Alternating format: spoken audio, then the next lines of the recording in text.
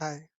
In this video, we'll explore some options for automating Excel operations without installing Excel on the local machine. We'll talk through some options, and then I'll show you a demonstration of using one of those options to automate Excel. In that demo, I will be using Azure Storage as the backend. So the first option we can look at is the Graph API. By the way, in this video, I'll be covering, well, not fully covering, but talking about Graph API, Open XML SDK, third-party controls, and then I'll be jumping on to a demo. So let's start with Graph API. Here you can see that this API can be used to, access multiple resources, cloud resources, such as you've got files, you've got mail, calendar, exchange. In this situation, we are interested in accessing Excel. So not just accessing, but also doing CRUD operations. So create, read, update, delete on Excel files. If you want to have a client programming experience, then you can use the Graph API NuGet package, which is available. Or you can do direct manipulation through the API. There are some nice resources to read and to get started with the Graph API approach. So this is one, working with Excel in Microsoft Graph. There are also some interesting examples. This one is an example that uses OneDrive.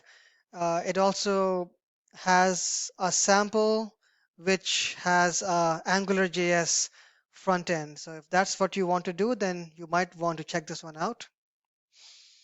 So that's the Graph API approach. Now, a second option is OpenXML SDK. So let's take a look at that now.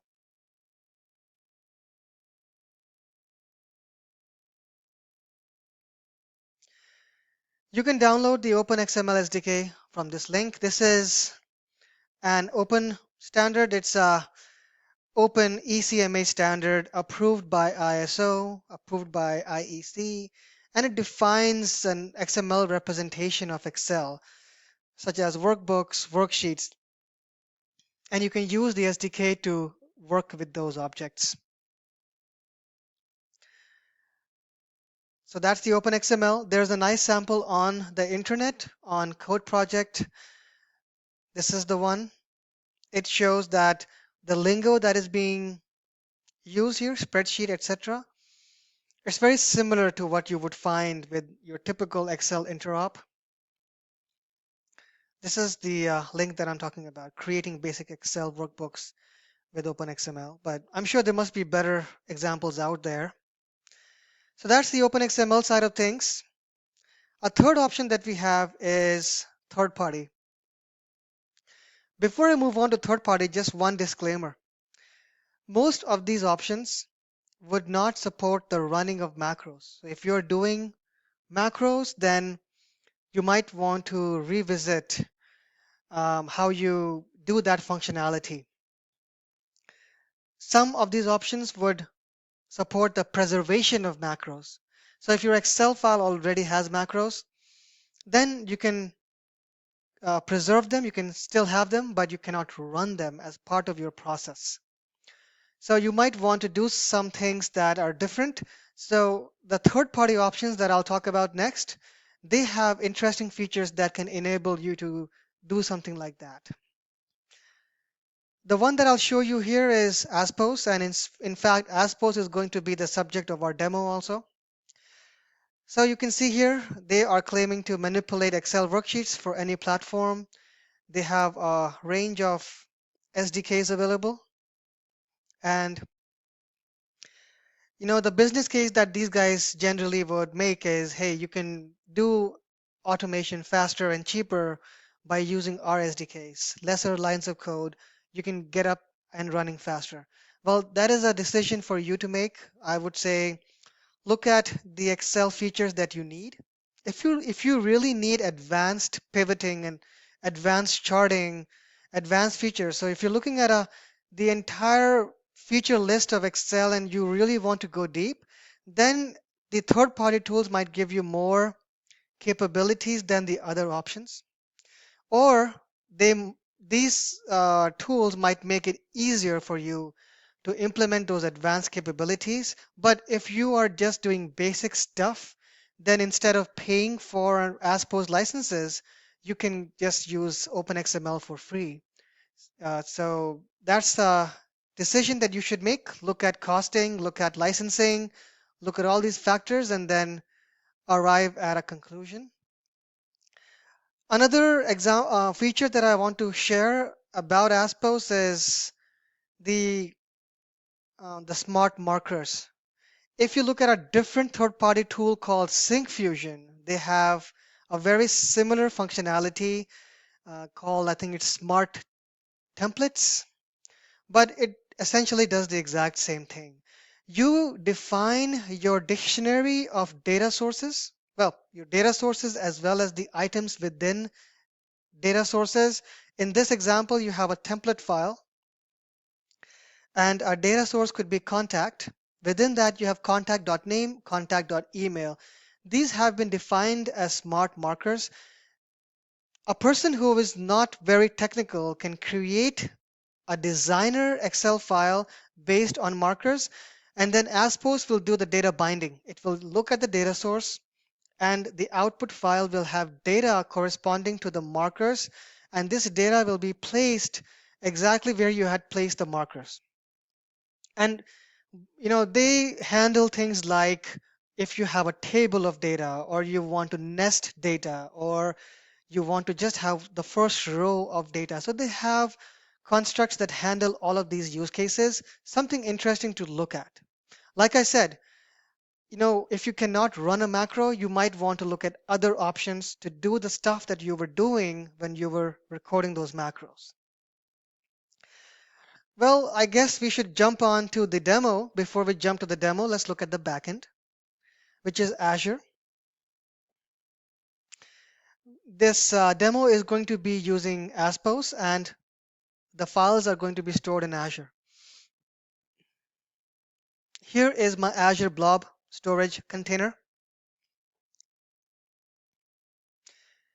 And as you can see, I am using, I have a few folders here. For the purpose of this demo, I will be fetching an Excel file from the Excel templates folder, and I will be I'll be adding a formula to this and then uploading it back to the Excel results folder here. Let's take a look at this file. Now, right now I'm just copying and pasting the URL and opening the file, but that's because I have set the access control to public. If I wanted to lock down control, then I could have used a shared access signature on Azure Storage to lock down control for this container. But for this case, for the demo, it's public. Now you can see that this is a empty file. After this demo is done, you should see values in the R column over here. Now about the front end, the client-side code. This client-side code is available right now in my GitHub account. So this is the name of the project. It's Praveen Rawat Excel Automation Azure ASPose. If you go here, then you'll see that this is my playground. I like to play around and put cool stuff in this account here, so feel free to take a look. This is the project that is for this particular scenario. So download this project from GitHub, and then you should be able to open that in Visual Studio. The NuGet packages should already be imported. So if you go to NuGet, the Manage NuGet packages for solution, you should be able to see two primary NuGet packages. One is ASPose cells, and the other one is Azure Storage. Azure Storage is being used for interaction with Azure, while ASPose Cells is my Excel automation. But of course, I could replace this ASPose Cells with OpenXML or Graph API SDK. All right, so let's run this.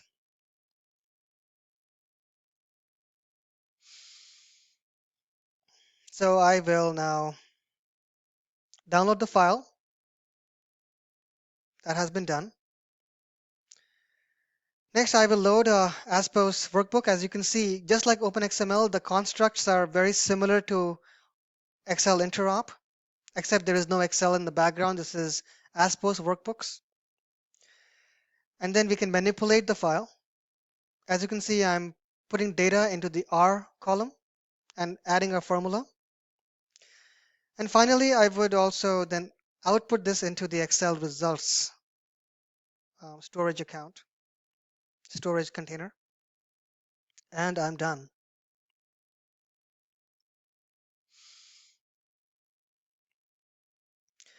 Let's go back to my Azure and see what happened. Sorry, not this one, but here. So if I go back to my BLOB storage and my Excel results, you'll see that I have a file that has been uploaded exactly now, which is 5:18 p.m. East Coast time.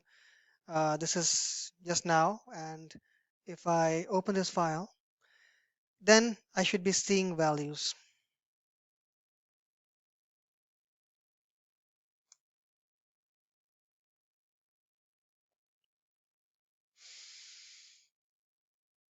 This is a disclaimer because I'm using the trial version of ASPose, but this should go away once you have a real version running.